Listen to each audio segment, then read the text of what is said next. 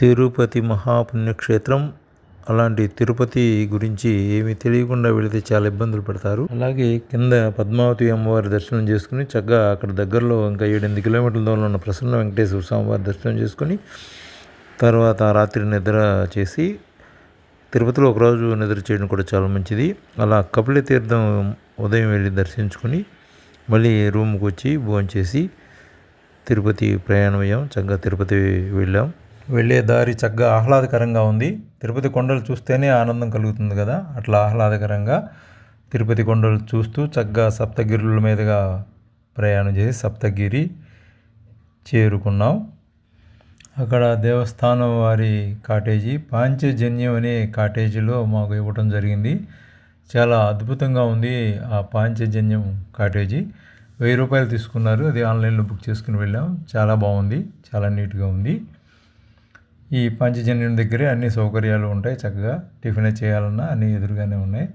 చక్కగా bus stand కూడా పక్కనే ఉంటుంది. ఇక్కడ బాలాజీ బస్ స్టాండ్ దగ్గరగా ఉంటుంది. చాలా బాగుంది ఇది. ఇక తర్వాత సాయంత్రం 8 గంటలకి 300 రూపాయల టికెట్కి దర్శనానికి వెళ్ళాము. రాత్రి 8 గంటల నుంచి 6 గంటలు టైం పట్టింది. సుమారు రాత్రి 2 గంటల వరకు దర్శనం జరుగుతూనే ఉంది. మాకు 2 గంటలు బయటకు వచ్చాం. అది చేయవలసి వస్తుంది. ఇప్పుడు అలా చేస్తున్నారు. అలాగే ఉచిత దర్శనం వాళ్ళు కలిశారు. వాళ్ళు 24 గంటల దాకా పడుతుంది. ఇవి తెలుసుకోకుండా మీరు ఎప్పుడు తిరుపతి వెళ్ళకూడదు. ఇలా వెళితే ఇబ్బంది పడతారు. 300 రూపాయలు అయితే ఖచ్చితంగా 6 గంటల్లో పడుతుంది అని మీరు డిసైడ్ చేసుకుని మాత్రమే వెళ్ళాలి. అట్లాగే అక్కడ ఏ విధమైన సౌకర్యాలు ఏం మారలేదు, ఇదివరకు ఇట్లాగానే ఉన్నాయి. అలాగే కొండ మీదకి రావడానికి తిరుపతి నుంచి దాదాపు 1200 తీసుకుంటున్నారు. ఒకే మాట మీద ఉంటారు వాళ్ళు, కారు డ్రైవర్ కానీ ఆ జీపు డ్రైవర్ కానీ. అలాగే పైనుంచి కిందకి వెళ్ళడానికి కూడా 1000 రూపాయలు తక్కువ లేకుండా దిగుతారు. ఇలా వారు ఒక మాట మీద ఉంటారు. అలాగే తిరుపతి దేవస్థానంలో సౌకర్యాలు ఏమంతా మెరుగుపడినట్టుగా అనిపించలేదు. పొరపాటున ఎవరైనా పంచి తెచ్చుకోకపోతే పంచి బయట కొనుక్కోవాలి. 300 నుంచి 100 రూపాయలు చేయని పంచి కూడా 300 నుంచి 500 దాకా చేస్తున్నారు. ఇదంతా ఒక బిజినెస్కి సంబంధించి అలా చేస్తున్నారు. ఇది ఒక అవినీతి అక్కడ మరీ ఓడల్లాగా పెరిగిపోయింది. దాన్ని ఎవరు ఆపలేరు. ఇక అంతే. రూము నుంచి వెళ్ళాలంటే జీపుకు 200 తీసుకుంటాడు. ఒకరు ఎక్కినంతే, 2 ఎక్కినంతే, 3 ఎక్కిన, 10 మంది ఎక్కినంతే.